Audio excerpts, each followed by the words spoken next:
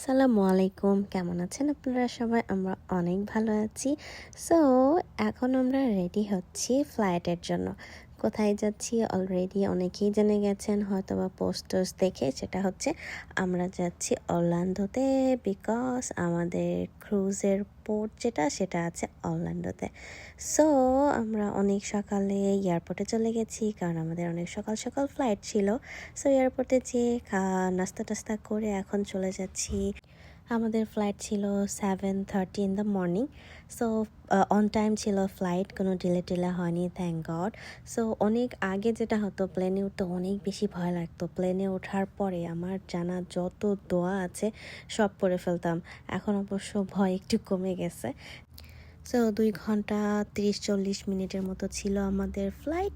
এরপরে আমরা পৌঁছে গেছি অরল্যান্ডোর এয়ারপোর্টে। এয়ারপোর্টটা সুন্দর। সো এরপরে আমরা যাচ্ছি আমাদের ব্যাগ কালেক্ট করতে, এবং ব্যাগ কালেক্ট করতে যাওয়ার সময় ট্রেনে করে যেতে হয় ওনার একটা জায়গায়। সো যেহেতু ওদের এয়ারপোর্টটা ডেফিনেটলি অনেক বড়, সো এই রাইডটা খুবই সুন্দর ছিল, কারণ ভিউগুলো ছিল অসাধারণ। সো এরপরে আমরা চলে গেলাম, ব্যাগ কালেক্ট করা শেষ। এখন আমরা ওয়েট করছি উবারের জন্য, কারণ আমাদের এয়ারপোর্ট থেকে যে পোর্টটা আছে ক্রুজের পোর্ট, সেটাতে যেতে সময় লাগবে 40 মিনিটস।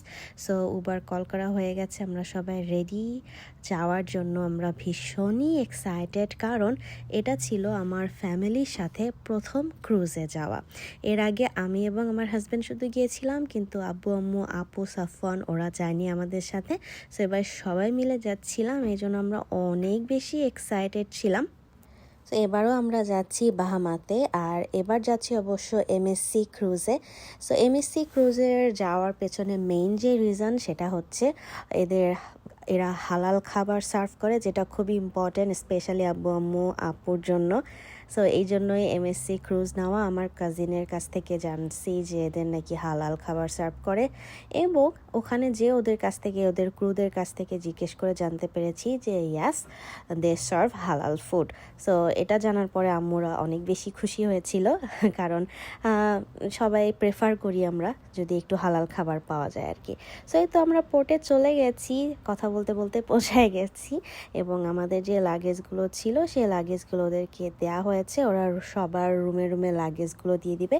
লাগেজের সাথে ট্যাগ লাগানো আছে। তো সব কিছু ফুটেজ আসলে নেওয়া হয়নি, বিকজ আমরা অনেক বেশি এক্সাইটেড ছিলাম। মনে হচ্ছিল ওকে সবাই মিলে যাবো, কি ফান করবো, কারণ ক্রুজ মানে অনেক অনেক অনেক ফান। সো এর আগে যে ক্রুজে গিয়েছিলাম সেই ক্রুজটা এত বড় ছিল না, এমএসসির এই ক্রুজটা বিশাল বড়। এই জন্য আমার কাছে যেটা মনে হচ্ছে অনেক বেশি লাইন। সো এই লাইনে দাঁড়াতে হচ্ছে অনেক বেশিক্ষণ। দাঁড়ানোর পরে তারপরে আমরা চেকিং করতে পেরেছি। এটা ছিল এমএসসি শিশোর ক্রুজ, যেটা সম্ভবত 22 তালা ছিল, if I am not wrong.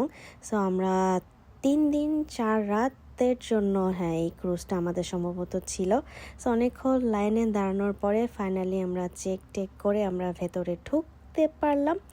এরপরে আমাদের বোর্ডিংয়ের জন্য আরও দেখি বিশাল বড় লাইন, লাইনের পর লাইন শেষই হচ্ছিল না। আর এই সময় আমি সবার কাছে জিজ্ঞেস করছিলাম যে ফিলিংসটা কেমন, কারণ নর্মালি আব্বু এই সমস্ত লাইনে দাঁড়াতে একেবারেই পছন্দ করে না, খুবই বিরক্ত হয়ে যায়। আমারও লাইনে দাঁড়াতে ভালো লাগে না, বাট সামটাইমস আমাদের কোনো অপশন থাকে না।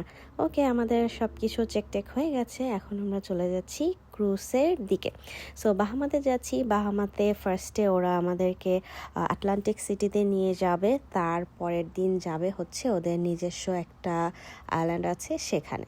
সো কেমন হবে জানি না, মনে হয় ভালোই হবে, সেই আশাতেই আমরা যাচ্ছিলাম। সো দেখতেই পাচ্ছেন ক্রুজটা বিশাল বড়, মনে হচ্ছে একটা অ্যাপার্টমেন্ট কমপ্লেক্স।